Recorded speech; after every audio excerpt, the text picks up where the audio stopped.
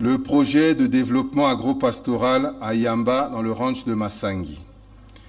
Une autorisation express d'occuper 11 000 hectares de terre au profit des fermiers rwandais a été délivrée par les autorités congolaises compétentes pour le développement de ces activités agropastorales.